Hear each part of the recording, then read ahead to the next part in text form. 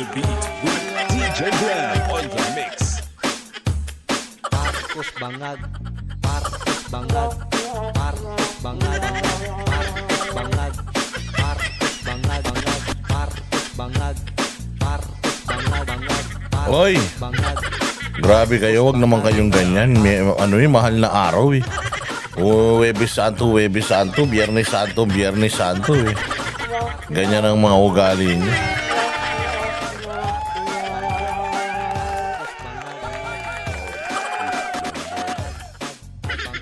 Oy, kamusta naman ang buhay-buhay? Kamusta? Ito na naman po ang inyong pinakapaboritong kupal sa balat ng YouTube, si Boss D. Ngayon po ay mahal na araw, kaya tayo ay dapat na nagninilay-nilay ha. Oo, dapat kalmado lang ang ating vlog ngayon. Huwag tayo masyadong magpapasakit ng puso. Huwag tayo masyadong mang-aapi ng mga kawatan, magnanakaw, mga kurakot, sinungaling, mandurukot, drug addict, mga hudas, mga kumag. Oo, huwag masyado. Yung mga durobo, hudas, barabas, demonyo, hestas, mga kuratong baliling sa gobyerno. Huwag na tayong masyadong huwag natin sila masyadong away-awayin, mga boss. O kailangan na bigyan natin sila ng holiday break. Oo, sa pagbanat, Diyos me. By the way, maraming salamat. Pasalamatan ko lang muna lahat ng mga subscribers natin na talagang laging nakatutog sa ating mga uploads. Maraming salamat din po sa lahat ng mga nagla-like, nag-share, nagko-comment kahit na walang kakwenta-kwenta. Itong ating mga pinag-uusapan, itong ating mga ka-fake newsan dito. Ako'y lubos na nagpapasalamat sa inyo, mga bossing. Salamat sa lahat ng inyong suporta. At syempre, yung mga nagsusuper thanks dyan, yung mga nagsishare ng kanilang mga blessings dito sa channel natin para mas mapabuti at mapaganda at mapalago pa ang ating talakayan. Maraming salamat sa inyo. Isa kayong alamat na malupit, humahagupit. At syempre nagpapasalamat din tayo kay Ambassador Rigoberto Tiglao. Nag-message sa akin yung kanyang staff at sinabi na na-appreciate daw ni dating Ambassador Bobby Tiglao na yung ating pagpunta dyan sa Congress and yung paglaban natin, pagtatanggol natin sa malayang pagpapahayag sa bayang Pilipinas. So dahil daw doon ay reregaluhan daw tayo ni Ambassador Bobby ng libro, ng kanyang 2 libro. Ano bang pangalan ng libro na yan? Ayan, ang pangalan ng libro ay Debacle and Debunked. O, diba? May debacle na may debunk pa. Ayan. So maraming salamat. Nakakataba ng puso. Imaginein mo ang isang magaling na si Rigoberto Tiglao nanonood sa atin at na-appreciate yung mga ka-fake newsan natin. Ambassador Tiglao, thank you very much sa iyong appreciation. Rest assured na mas magbubutihan pa po natin ang paghahatid ng mga peking balita at mga walang silbing balita sa bayang Pilipinas. Huwag po kayong mag-alala. Maraming salamat po sa inyong tiwala. Hindi po natin sisirain yan. Mas gagalingan pa natin ang paggawa ng fake news. Ayan na nga, mga bossing. Another day, another uratan session. Pero light lang, very light lang tayo ngayon ha. We will try our best na wag masyadong galit. Hindi tayo magmumura. O kailangan maghatid tayo ng mga reaksyon ng tatry natin ng naaayon sa panahon. Ano ba panahon ngayon? Panahon ng pagninilay. Dapat tayo nagninilay-nilay. O malay mo naman, sa pagninilay-nilay ng mga nasa gobyerno ngayon, ma-realize nila na dapat tapusin na nila mga buhay nila. O bahala sila sa buhay nila. O ito po ang araw na kailangan lahat tayo mga Pilipino ay nananahimik sa ating mga lungga. Yung iba, kunyari nagdadasal. Oo, yung iba naman tawag dyan, nagfa-fasting. Yung iba hindi kumakain ng karne. Sa bahay namin pag ganito malungkot. Oo, kasi yung nanay ko tsaka tatay ko, they really observe the Holy Week. Talagang nagbibisita iglesia yung nanay ko, nagdadasal, nagpapasyon yan. O syempre pagka ganyan, naniniwala ang mga Katoliko na kapag mahal na araw daw, bawal daw ang karne. O pagka ganun, sabi ko mainit sabi ko kasi nakakainit kasi ng ulo yung nakaka-high blood kaya yung gulay. No, pag gulay ng gulay, pag naggulay isang araw okay, masaya, pero sa pangalawang araw, pangatlong araw gulay pa rin, nakaka-high blood yan. Ma-high blood ka talaga, magagalit kasi mo gulay na naman. Boyon, wala na ba iba dyan? O pwede naman gulay at saka karne. Ay walang karne, gulay at saka isda.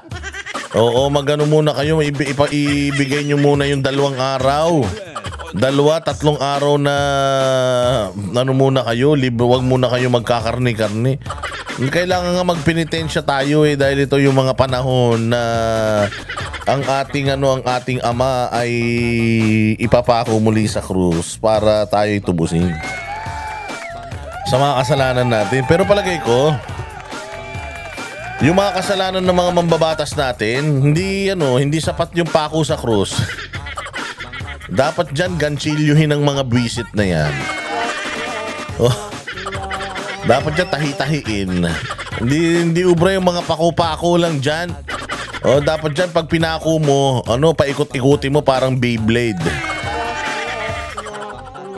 Yung turumpong ginaganyan, pinaglalaban-laban.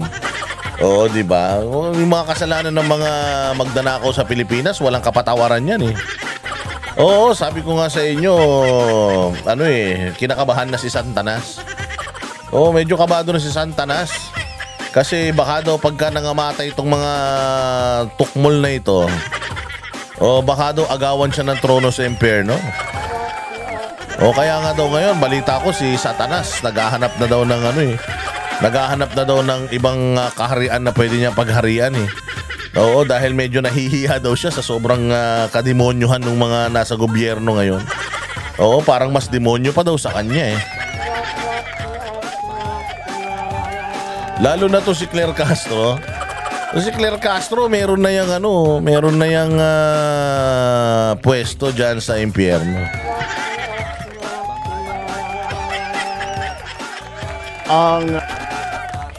Meron ng yan. Meron na yan siyang kaya wag kayo masyadong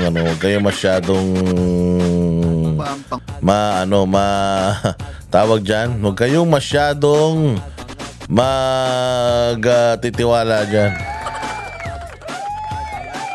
Ang Pangulo yan nga katulad nito, ilipat natin dito. Kasi naglipat ako nilipat ko sa kabila yung yung aking mga dapat dilipat para hindi tayo naduduling.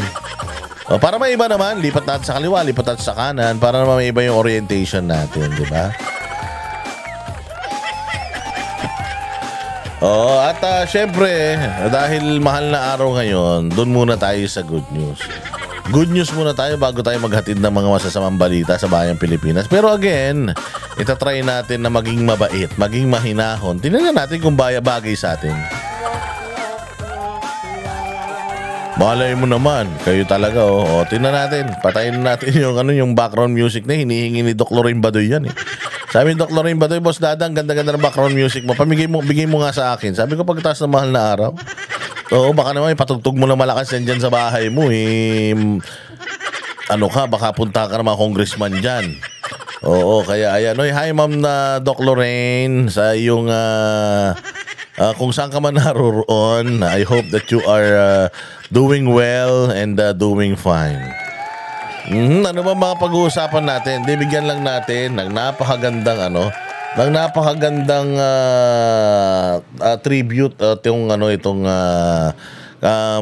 kasi dito mga bossing sa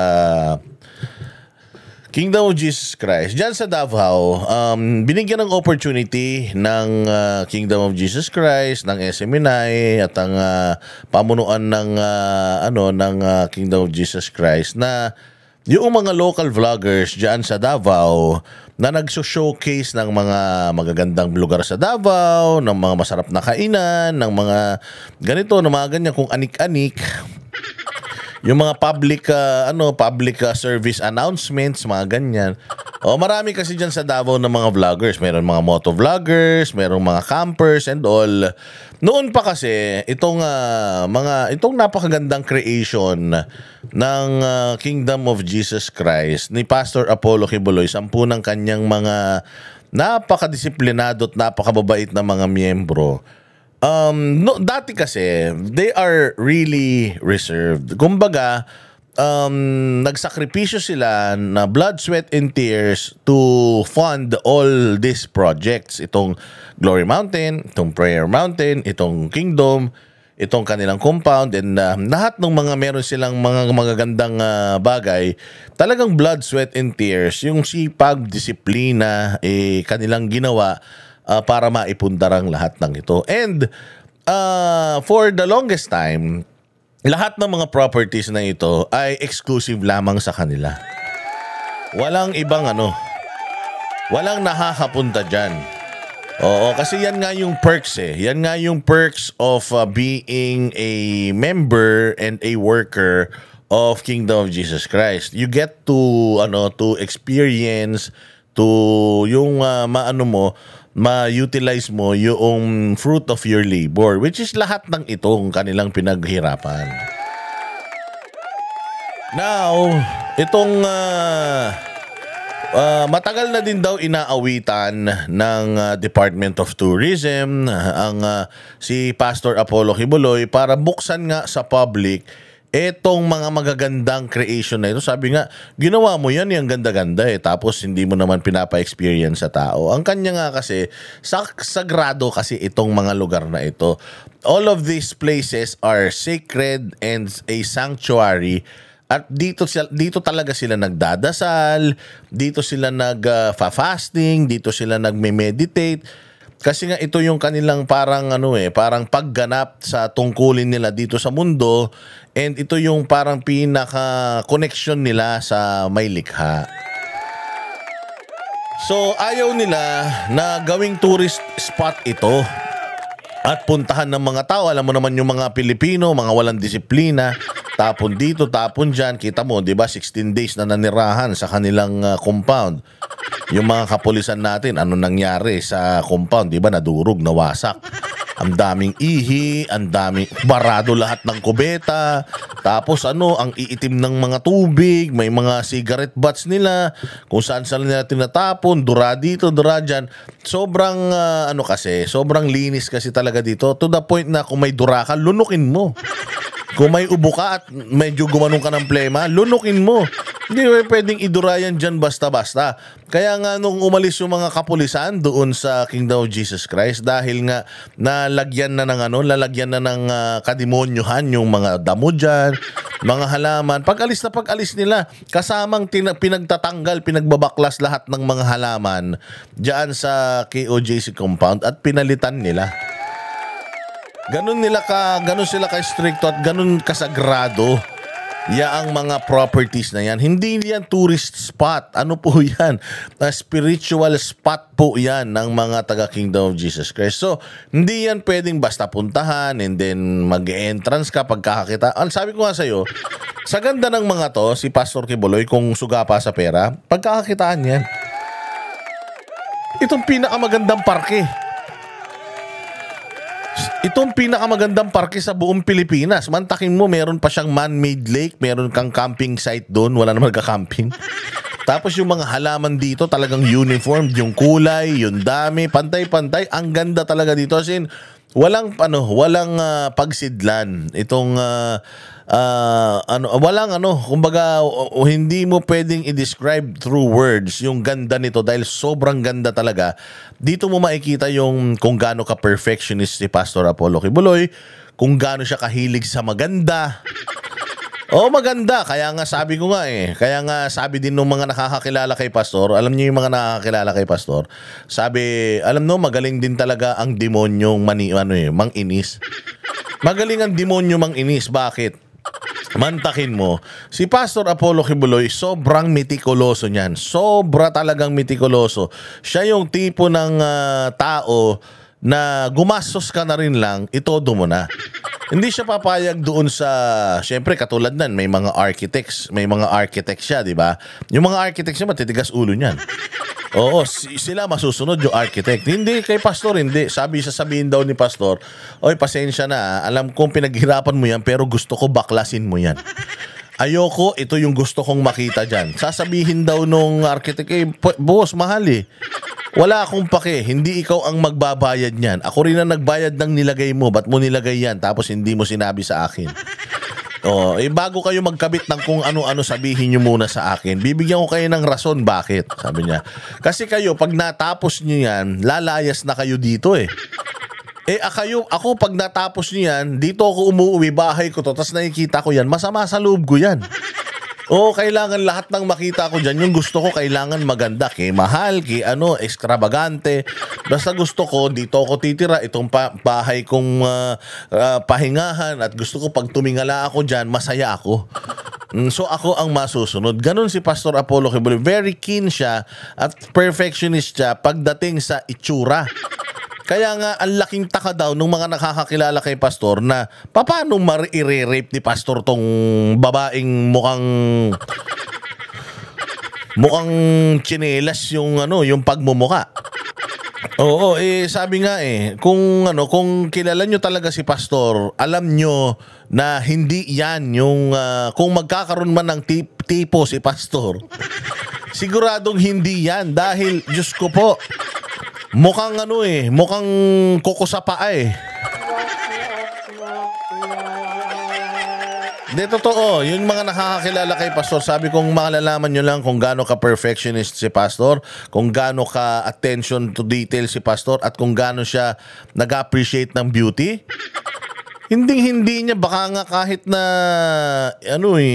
ibeso-beso, hindi niya gagawin dyan sa tao na yan Oo, dahil hindi naman kagandahan, hindi naman kaputian. Oo, tapos hindi naman katalinuhan. Talagang hindi mo ma-impress si Pastor sa mga ganyan, or hindi ma-attract si Pastor sa mga ganyan dahil attracted si Pastor sa ibang klaseng ganda. Yung mga ganda na supernatural. Katulad ng Kingdom of Jesus Christ, katulad ng Glory Mountain, Prayer Mountain, katulad ng Big Dome tuloy, ng Kingdom, katulad ng Kingdom. Kita nyo kung gaano kaganda, gaano kadetalyado yung Kingdom na yan. Di ba? Doon mo makikita kung anong klase si Pastor Apollo Kibuloy pumili at maka-appreciate ng maganda.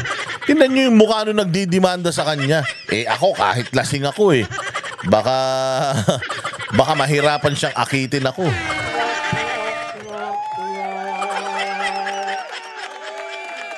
So yun ang mga sinasabi ng mga nakakilala kay Pastor. Sabi nga nila, ayaw lang ni Pastor magsalita kasi makakasakit ng damdamin. Kasi hindi talaga ganun si Pastor Pero kami na nagsasabi na Diyos mio, mas madami na mas maganda sa kanya.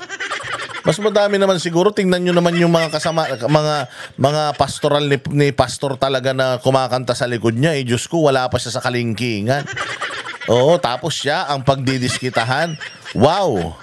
Kaya nga sabi, magaling talaga ang demonyo kasi kung sino pa yung pinaka less qualified, yun pa yung gagamitin niya para dyan sa mga kademonyohan niyang pagsubok na ibibigay sa iyo, di ba? Kaya ngayon, mabalik tayo dun sa usapan. Itong I really am so glad kasi last time nakita ko marami ng mga vloggers sa Davao that's posting yung Glory Mountain. They opened the Glory Mountain, Prayer Mountain, the Kingdom and the Kingdom of Jesus Christ compound to local vloggers ng Davao. Siyempre, unfair din naman yun. Unfair din naman yun sa kanila. Kami nga mga taga Maynila, basher pa. Mga dati pang mga tumutulig sa kay Pastor Apollo Kibuloy. Nauna pa kaming naka-appreciate ng Prayer Mountain at Glory Mountain. Itong mga ito na talagang ang kanilang forte is ipakita lahat ng mga gandang lugar sa Pilipinas at sa Davao. Tapos hindi pa sila nakakarating sa Glory Mountain. So I really am so glad na nakita ko na the KOJC really opened their doors na talaga to the Filipinos. And I really hope na someday more people more people can be given an opportunity to go to these places para talagang makilala si Pastor Apollo Kibuloy at makita that this person is a blessing to the country. That Pastor Apollo Kibuloy being propagated as as a human rights violator, mahal pala talaga ang Pilipinas at napakagaling, napakahusay na tao pala. Noon pa sinasabi na ni Pangulong Duterte yan sa kanya. Pastor, masyado kayong reserved. Nakasarado kayo, yung gates ninyo, itong mga properties na pinaano ninyo, na ipinundar ninyo. This is extraordinary. As in, supernatural itong mga naipundar ninyo. Now, a lot of people envy you and a lot of people are saying negative things about you. Ganyan kasi mga Pilipino, inggitero eh. Na kapag may nakikitang maganda sa'yo, hahanapan ka ng pangit. Nakita nila, bumili ka ng karaoke, sasabihin nila, ay, utang naman yan. Sus, kakanta-kanta pa, kala mo naman bayad na yung karaoke nila. May ganun pa yan. Yung mga tao, imbis na maging masaya sa'yo sa mga achievements mo, ang likas na ugali ng mga Pilipino, para mga alimango yan, hihilaing kanyan pababa. Maghahanap yan ng mga pangit sa'yo para lang ma-justify yung kanilang inggit na mas magaling sila kaysa sa'yo. Hindi ba? Halimbawa, ikaw galing kang abroad, umuwi ka, tapos biglang party-party kayo sa bahay, sabihin na, yabang-yabang, galing ng abroad, katulong lang naman yan dun. Taga-kudkod lang naman ang kubeta yan dun, kung makaasta rito, kala mo kung sino. May mga ganun pa. Tapos kapag umuwi ka, tapos meron kang dalang afam na jowa, sasabihin, kita nyo, malandi yan. Prostitute yan dun eh. Pok-pok yan. Kaya yan nasa abroad, kita mo. Sa susunod na uwi niyan, iba na naman yung dala niyan. May mga ganun yung mga kapitbahay natin, di ba? So sabi ni Pangulong Duterte kay Pastor Apollo Kibuloy, Pastor Kibuloy, open your gates for the people to see who you really are. Kung sino ka talaga at kung ano talaga kayo. Kasi people are thinking na kayo ay kulto kasi nga masyado kayong masinasarili ninyo eh. Masyado kayong malihim. Hindi nyo pinakikita sa tao sa labas. Hindi nyo sinasagot yung mga batikos nila. Sagutin nyo yung batikos nila. Pabuksan nyo tong gate. Papasukin nyo sila para mapahiya sila. So eto na nga, ang ganda-ganda nitong nung nakita namin tong mga Banateros Brothers, sabi namin, ay salamat, nakita na rin ng ibang mga vloggers, at least kakalat na hindi na lang kami yung nagpapakalat ng magagandang balita patungkol dito sa Kingdom of Jesus Christ at sa mga properties nila. Again, this is something that we should really be proud of dahil merong isang tao na tumatakbo bilang senador na ganito ang ginawa sa kanyang nasasakupan. At alam mo yun, mangangarap ka din na sana mapunta itong mga ganito ng gawain, yung mga ganitong klase ng leader, mapakinabangan natin para magkaroon ng marami pang mga ganitong lugar sa bansang Pilipinas. Mapapakinabangan ng lahat ng Pilipino yan. Sabi nga nila ayusin mo ang Pilipinas, pagandahin mo ang Pilipinas, pabanguhin mo ang Pilipinas, gawin mong maayos gawin mong safe ang Pilipinas. Lahat ng mga turista pupunta yan dito, hindi mo na kailangan magtawag. Kahit hindi ka na magpalit ng logo ng Department of Tourism. Kahit na hindi ka na magpatalastas ng kung ano-ano. Kasi word of mouth yan eh. Basta may pumunta rito at nagandahan sila, Pag uwi niyan, ikukwento nila lahat yan sa mga kaibigan nila and yung pagkalat ng magandang balita na yan, dire-diretso yan, dadami yung mga pupunta sa atin. Yun. O ngayon, etong si Engineer Berto, ito isa to sa mga paborito kong vloggers or bloggers na nagpapakita ng ganda ng Pilipinas. Gustong-gusto ko to na pinapakita yung ganda ng Dolomite at kung papaano niya ipinagtatanggol yung proyekto ng Dolomite Beach. Kasi ang daming basher nito. Oo, pero itong si Engineer Berto, pinapakita niya yung mga magandang lugar sa Davao, mga magandang lugar sa Pilipinas, itong Dolomite. So, ininbitahan siya dyan and panoorin natin at tunghayan natin kung ano yung kanyang nasaksihan at kung ano yung ganda nitong mga properties na to. And gusto ko natitigan nyo ng maigi and i-internalize ninyo. Imagine a place like this tapos buong Pilipinas. Tingnan nyo na lang kung anong pakiramdam. Play natin. Sa kanyang naging pagbisita sa Prayer Mountain at Glory Mountain ng Kingdom of Jesus Christ, inihayag ni Engineer Berto na isang sikat na vlogger ang kanyang saloobin matapos makapasyal sa mga nasabing lugar. Ang buong detalye ng balita mula kay Jean Domingo. Bumisita kamakailan si Engineer Berto, isang sikat na vlogger sa ipinagmamalaking Prayer Mountain at Glory Mountain na the Kingdom of Jesus Christ. Ayan alam nyo ba itong tubig na yan?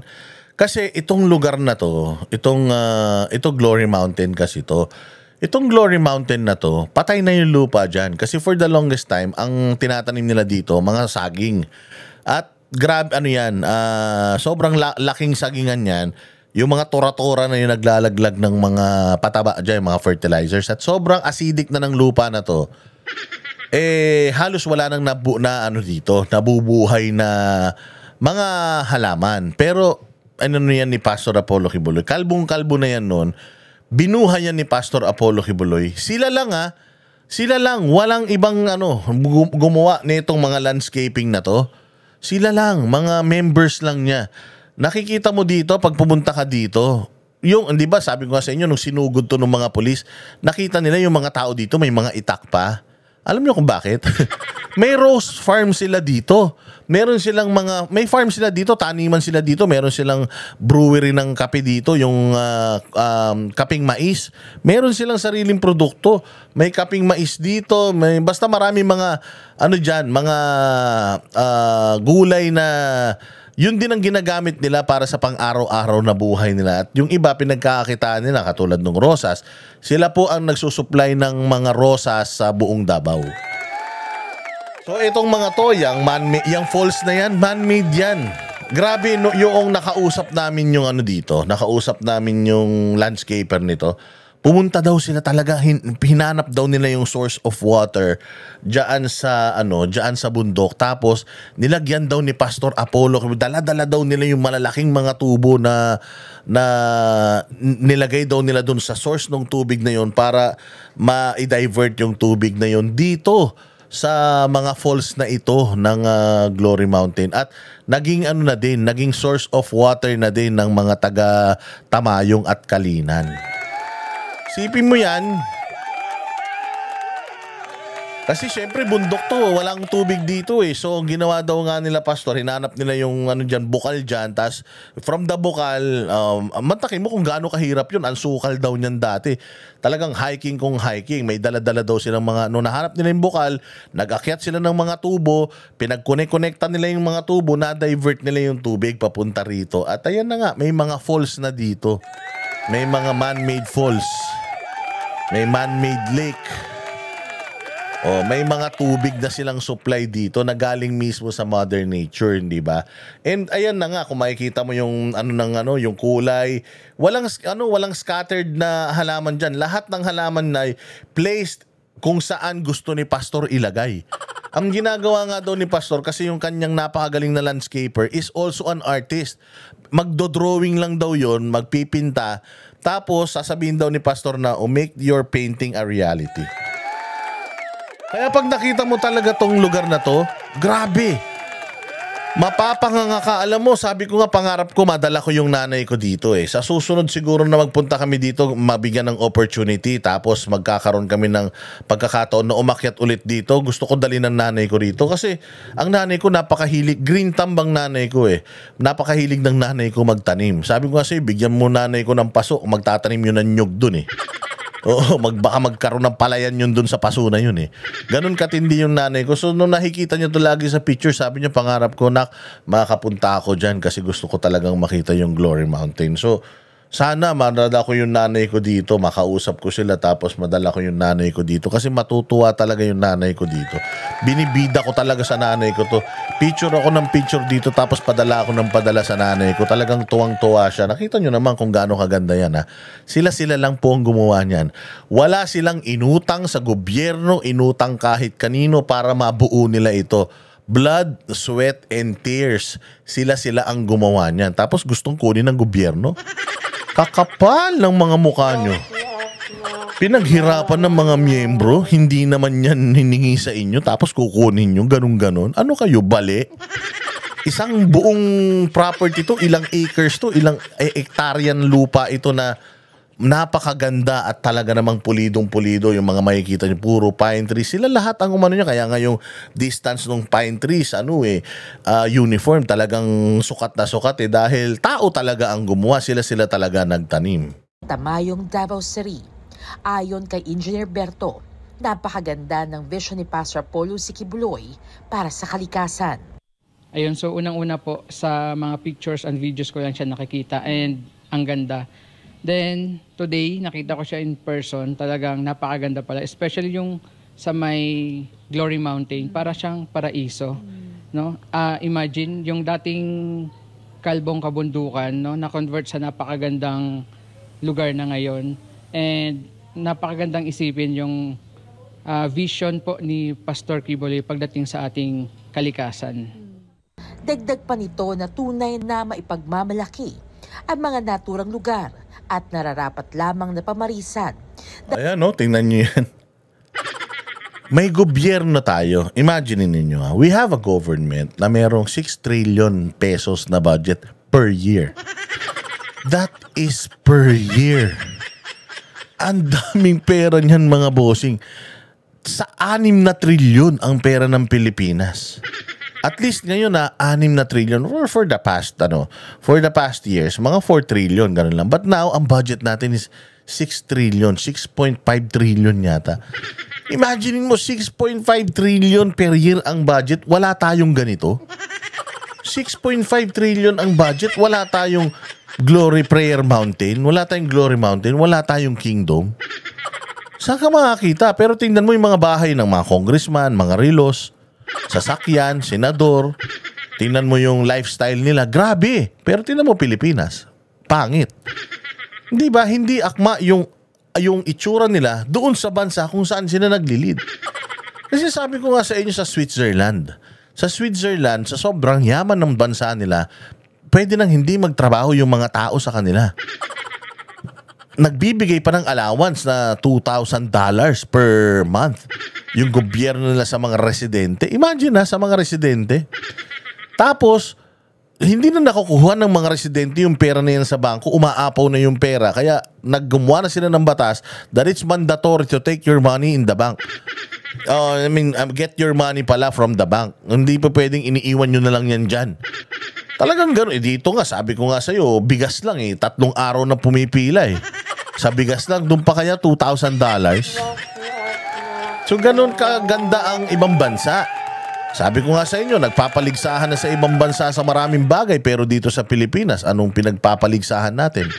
Puro pagnanakaw pa rin. Wala tayong ganito. Imagine, with the budget, 3 years na tayong may budget na ganyan Sabihin na natin 3 years na 4 na trilyon na lang in 3 years. Mantakin mo, wala tayong bagong ospital, bagong kalsada, ni wala yatang nadagdag na tanim dyan sa mga puno natin ngayon, napuputol pa yata yung mga puno, naaabuso pa yung kalikasan Di ba? Imagine, si Pastor Apollo Kibuloy nagawa niyang lahat ng ito ng pagbibenta lang nila ng biskotso, pagbibenta nila ng puto, at ng kung ano-ano pa. Now, magtatanong kayo, saan napupunta yung mga pinagbebentahan nila ng mga bagay-bagay sa buong mundo. Ayan, dito.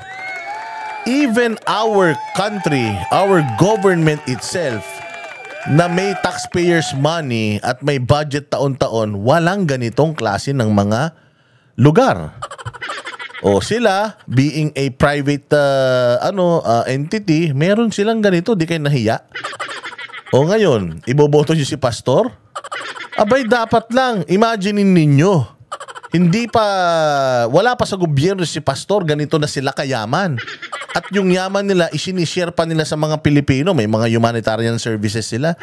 Mga ayuda silang binibigay. May mga pagtulong sila sa mga kalamidad. Imagine, hindi pa siya kaanib ng pamahalaan. Imagine kung nasa gobyerno na siya. Anong kaya niyang gawin? Dahil nagawa ni Pastor Apollo Sikibuloy ang mga malaparaisong lugar bago pa man siya sumabak sa politika.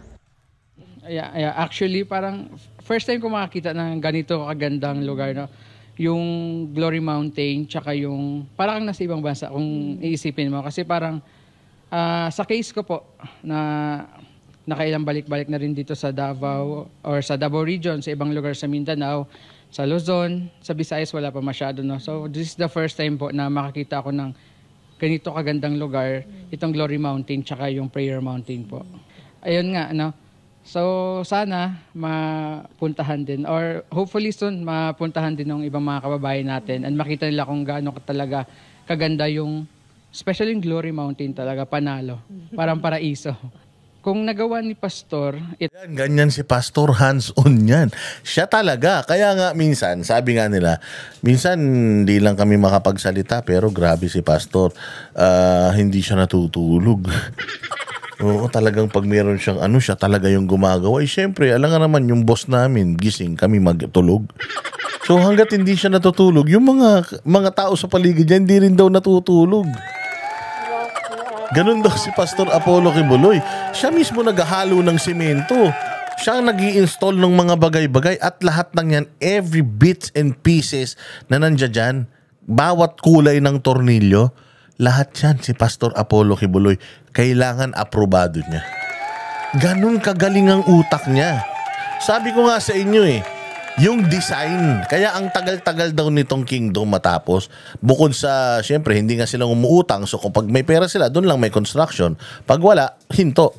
Nagka-pandemic pa, di ba? So itong si Pastor Apollo Kibuloy, yung design daw ng kingdom, lahat daw yan siya. Gagawin daw ng architect. Tapos, i-revise niya at kung ano yung kanyang gustong nandoon, yun talaga yung kailangan na gawin ninyo. At alam niyo ba itong kingdom? Intensity 9 na lindol, hindi daw kayang patumbahin to. That's all, Pastor Apollo Kibuloy. The sanitary plan, yung kanyang electricity plan, lahat daw ng plano dito at lahat ng equipment na nandito. Grabe si Pastor Apollo Kibuloy ang nag-conceptualize lahat. At alam nyo ba na ang kingdom, ang pinakamahal na part ng kingdom, alam nyo kung ano? Yung control room niya. Ay grabe. Yung control room ng kingdom, kayang bigyan ng kuryente ang buong Davao City. Ganun katindi, ganun kalakas, ganun kalaki. Kaya nga nung nandiyan sila Torre, mantakin mo, pinipicturean nila isa-isa yung mga equipment, nililista nila yung mga serial number. Ang ina niyan. Ay sorry, bawal pa lang mura. Sorry, erase. Walang hiya na yan. Ba't mo kukunin yung mga serial number ng mga generator, ng mga equipment, ng mga hardware? Hindi ba? Ang hinahanap nyo si Pastor tapos pinipicturean nyo yung mga serial number? Walang due talaga. Sabi ko nga matindi talaga ang pakay nila na kunin talaga itong mga properties na ito. Kaya nga nila fini-freeze Mantakin ba't may fi-freeze? Hindi naman ninyo yan separation of church and the state, simbahan yan. Hindi naman yan, ewan ko sa inyo. So ganyan daw si Pastor Apollo Kibuloy. Siya, hands-on. Siya talaga ang gumagawa. Ito, no, na wala siyang posisyon sa gobyerno, hopefully, magawa rin ng mga nakaupong mga politiko natin na pagbigyan pansin yung kapaligiran natin, pagandahin at ayan, ma-convert yung mga kalbong kabundukan sa mga magagandang pasyalan na masasabi natin parang paraiso talaga. Yes, opo, sobra. World class para sa akin. Samantala, nagpahayag din ito Diba? World class. Ganyan dyan. So bakit ko to pinapakita sa inyo? Kasi tumatakbo si Pastor Apollo Kibuloy bilang isang senador. And ito yung sinasabi nilang tao na masamang tao. Ito yung sinasabi nilang mambubudol. Ito yung sinasabi nilang kulto. Sorry po, pero hindi lang po kami ang nakaka-experience. At ngayon, etong mga individual na tao na wala namang mga political na affiliations, na-appreciate nila at nakikita nila itong ganda, itong galing ni Pastor Apollo Kibuloy. Na para sa akin, kung hindi natin iti-take advantage yung boto sa kanya, yung paglagay sa kanya dyan sa Senado, wala na mga bossing. Wala na tayong pag-asa. Kaya talagang para sa akin karapat-dapat lamang na gawan natin ng paraan itong si Pastor Apollo Kibuloy ay mailuklok natin sa Senado at malay natin balang araw more than Senate yung kanyang maging destinasyon. Sigurado ako na magiging malaking tulong at malaking kaginhawaan yan para sa ating Pilipino. Actually, this is ihiwalay na natin yung paniniwala nating spiritual. Ilagay na lang natin lahat ng ating tiwala at pagmamahal sa bayan. Kailangan ng bayan ng katulad ni Pastor Apollo Kibuloy na aayusin yung Pilipinas. Regardless kung ano ang iyong affiliations or anong iyong religious belief, anong iyong simbahang kinaaniban, wala siyang pake. Because again, kapag tumulong ka, hindi ka tumitingin sa kung sino yung tinutulungan mo. Ganon si Pastor Apollo Kibuloy. And pag tumutulong si Pastor Apollo Kibuloy, hindi siya tumutulong ng naghahangad ng kapalit. Ang tagal na tumulong niyan sa lahat ng mga presidente ng Pilipinas. Mula pa lang kay Gloria Arroyo, tumutulong na siya sa pagpapaganda ng Pilipinas. Hindi naman siya humingi ng posisyon kay Gloria Arroyo. Best friend niya si Pangulong Duterte, gumastos siya ng bilyon-bilyon sa gobyerno para masawata ang droga, krimen at insurhensya sa Pilipinas. Never siyang humingi ng posisyon kay Pangulong Duterte. Bakit siya tumatakbo ngayon, Boss Dada? Kaya siya tumatakbo ngayon kasi nakita niya na yung lahat ng klase ng pang-aapi politikal, naranasan niya mismo. Kaya nga sabi niya, wala na dapat kahit sinong Pilipino ang makaranas ng naranasan ko. That's why I want to go inside the government, the very institution that I really hate. Galit siya dito sa politiko. Sabi nga niya ang mga politiko, iisa lang ang tingin ko sa mga yan. Mabababang uri ng mga tao. Yung pagiging politiko, sabi niya, pag inalok mo yan sa akin, para kang nag-alok ng bulok na isda. Hindi ko talaga yan aayunan. Ayoko talaga dyan. Tingin ko talaga sa mga politiko, mga magnanakaw. Pero sabi nga niya, palagay ko, nilagay ako ng Diyos sa posisyon na ito para ipakita sa akin at sabihin sa akin na kailangan mong hindi lang yung bayan mo linisin, pati itong politika sa Pilipinas. Kasi kahit na ilang Pastor Apollo Kibuloy ang ilagay natin sa bayang Pilipinas, kung yung mga nasa gobyerno natin bulok, kung mga namumuno sa bayang Pilipinas mas mabaho pa sa bulok na hasang ng isda, walang mangyayari sa Pilipinas. Wala. Pero kahit isang katulad lang ni Pastor Apollo Kibuloy yung ilagay mo sa gobyerno, sigurado na mababago yung paradigm at sigurado magbabantay sa pera ninyo, i-expose lahat ng mga magnanakaw sa Kongreso at Kamara. Ayaw nyo nun. So sana, let us give an opportunity. Malapit na po ang eleksyon. Number 53 sa balota si Pastor Apollo Hibuloy. Baka lang po. Baka lang naman, nais ninyong gumanda ang bayang Pilipinas, hindi na para sa sarili nyo, kundi para sa mga mahal nyo sa buhay. Dapat, i-ano na natin, i-boto natin, pogi-pogi o si Pastor Apollo Hibuloy. Linisin natin ang bayang Pilipinas. Okay, at yan po ang aking Holy Week tribute para sa ating lahat. Iwas muna tayo sa mga bali-balitang walang katuturan, no? Pero mag-upload pa rin tayo ng mga makukulit na mga balita natin. But for now, tribute natin sa lahat ng mga Pilipino na gusto ng bayang maayos, bayang maganda. Ito na ang kasagutan, si Pastor Apollo Hibuloy. Maraming salamat po, mabuhay kayo, and I'll see you again next vlog. Kami ang boses ng masa, hindi natatakot. Katotohanan lang, di kami nalulunod. Walang bahid ng sismis, lahat ay totoo. Kahit sino ka pa, pag mali ka babanatan ka. Walang pinipili kulay, wala kaming kinikilingan. Basta para sa bayan, kami lalaban. Pagdama palakpakan, pag mali banatan. Di matitinag, di matatakot, para sa bayan tuloy ang sigaw. Sa harap ng kamera, walang halong takot. Mga baluktot, lahat kayo'y tutumba. Ang hustisya at totoo, yun lang ang mahalaga. Kahit sinong harang, di kami matitinag. Walang pinipili